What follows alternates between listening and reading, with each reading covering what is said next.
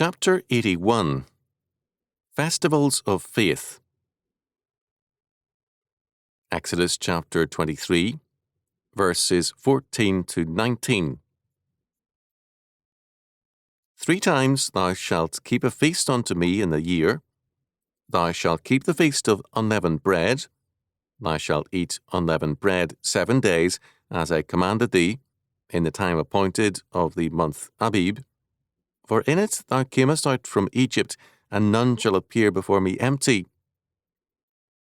And the feast of harvest, the first fruits of thy labours, which thou hast sown in the field, and the feast of ingathering, which is in the end of the year, when thou hast gathered in thy labours out of the field. 3 times in the year all thy meals shall appear before the Lord God. Thou shalt not offer the blood of my sacrifice with leavened bread, neither shall the fat of my sacrifice remain until the morning. The first of the first fruits of thy land thou shalt bring into the house of the Lord thy God. Thou shalt not see the kid in his mother's milk. Exodus chapter 23, verses 14 to 19. These verses are concerned with the observances of festivals. The Hebrew word for festival means to celebrate. Hebrew festivals were marked, first, by ceremonial meals, second, by a special liturgy or worship, and third, special ceremonies which set a particular festival apart from others, such as the eating of unleavened bread at Passover. The main festivals or feasts of Exodus are the Passover, also called the Feast of Unleavened Bread, the Harvest Festival, and the Feast of Ingathering. The Harvest Festival was also known as the Day of the Firstfruits. These were pilgrim festivals to Jerusalem. These festivals were also Sabbaths. Work was forbidden. They were to be a time of rejoicing in God's covenant mercies. In the Christian era, the rabbis saw Paul's comments in Galatians chapter 4, verse 10, and Colossians chapter 2, verse 16, as opposed to their festivals. Paul insisted on a new content in the festivals, not a repetition of their Jewish meaning. Thus, he wrote in 1 Corinthians chapter 5, verses 7 and 8, Purge out, therefore, the old leaven, that ye may be a new lump, as ye are unleavened. For even Christ our Passover is sacrificed for us. Therefore let us keep the feast, not with old leaven, neither with the leaven of malice and wickedness, but with the unleavened bread of sincerity and truth. Paul says, first, that in Jesus Christ we have the true meaning of the old festivals. Hence, we do not return to the old festival for our celebration, but to the new. By our regeneration in Christ, we are now a new creation. We are unleavened bread in Him, whereas old Israel is leavened. Paul here has the Lord's table, the Christian Passover in mind. Second, Paul's words make it clear that he has in mind not only the new observance of Passover, but also its manifestation in a regenerate life day by day. Our morality must be governed by Christ. Paul has in mind separation from both pagan Corinthian practices and Jewish rites. Thus, these festivals of Exodus have had their place in the Christian calendar in differing forms. The same motive still governs them. What God has done for us is to be celebrated. It is an occasion for joy and a feast or festival. The older custom of a Sunday dinner, which in farm days was a banquet for the family, retained the festival spirit. The Protestant Dictionary, an older Church of England work, wrote that feasts are days of holy and joyful commemoration of persons, doctrines or events connected with the history of the Christian religion. Some are movable, for example, Easter Day, on which all the other movable feasts depend.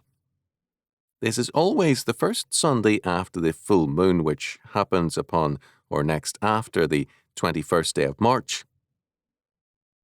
Other feasts are immovable or fixed. For example, the Epiphany, which always falls on January the 6th. All Sundays in the year are feasts. In substance, this has been the view of Roman Catholic and Lutheran churches too, as well as of all other Reformed churches, for the Church of England long was legally called the Reformed Church of England. The restoration of the spirit of the feast or festival to the Christian Sabbaths and holy days is thus important. The festival commandment here is to Israel, and it definitely includes the fact of Israel as a nation. Every nation is, as James McGregor noted, a moral entity. Its laws are inescapably concerned with good and evil, and therefore with God or against him. Thus, while the festival is religious, its focus is national, because the benefit is national.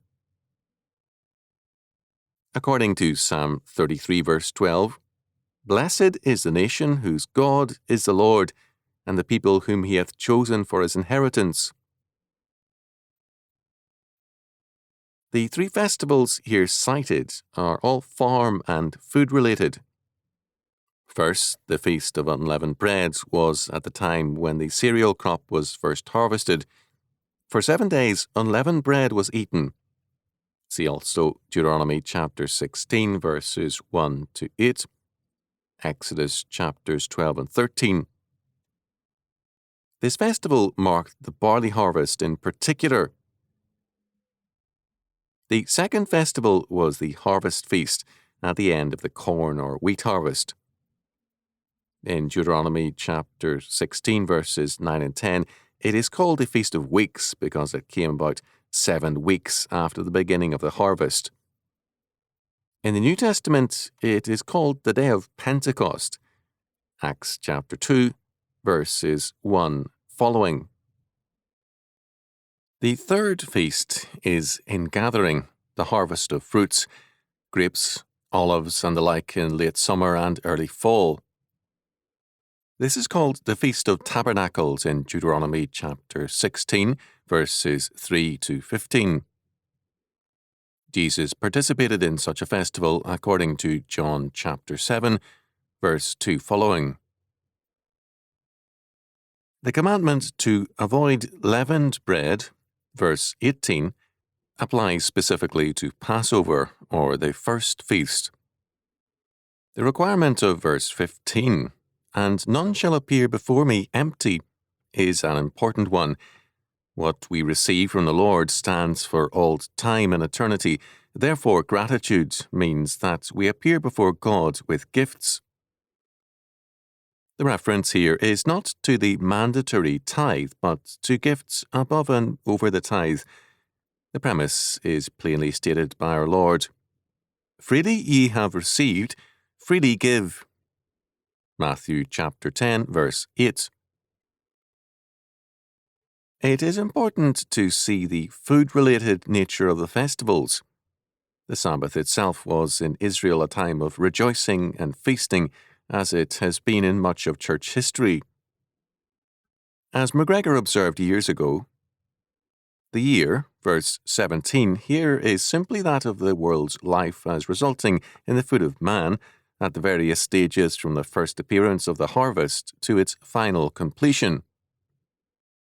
It is remarkable how greatly the simple providing of bread still occupies the life of mankind.